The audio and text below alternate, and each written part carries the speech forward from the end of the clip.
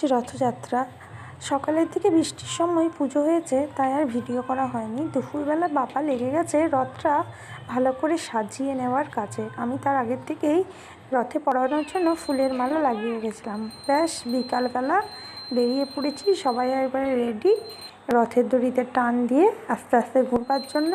আমরা বড়রা প্রথমে একটু এগিয়ে দিয়ে রথের চাকায় জল দিয়ে তারপরে বাচ্চাদেরকে দিয়ে দিলাম রথ নিয়ে বেরোবার জন্য। আমরা আগে আগে যেতে লাগলাম, শঙ্খ ঘণ্টা আর উলুধ্বনি দিতে দিতে প্রথমে একে একে গোটা গ্রামটা ঘুরে তারপরে আমরা যাব জগন্নাথ দেবের মাসির বাড়ি।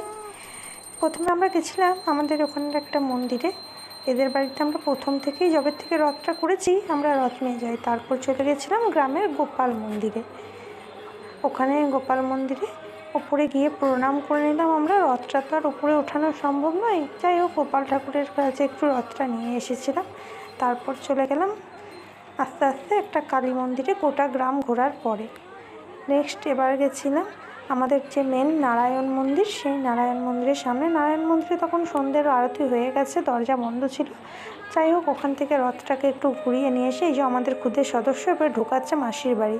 তার আগে ওখানে রত্নেশ্বরের মন্দিরের ওখানে একবার রথটাকে দাঁড় করিয়ে ঢোকানো হলো মাসির বাড়ি, রথের মাসির বাড়ি। জগন্নাথের যেহেতু আমার কাছেই থাকে, তাই আমার দিদির বাড়িটাকেই ওর মাসির বাড়ি করে আমার দিদির বাড়িতে জগন্নাথ দেবের রথকে রেখে এসেছি 8 দিনের জন্য। আবার উল্টো রথের দিনে আমরা ওখান থেকে আমাদের বাড়িতে নিয়ে আসবো। দেখতে পাচ্ছ তোমরা রথের চাকায় জল দিয়ে কোলে করে তুলে রথকে ঢুকিয়ে দেওয়া হলো দিদিদের বাড়ির যে ঠাকুর মন্দির আছে সেখানে।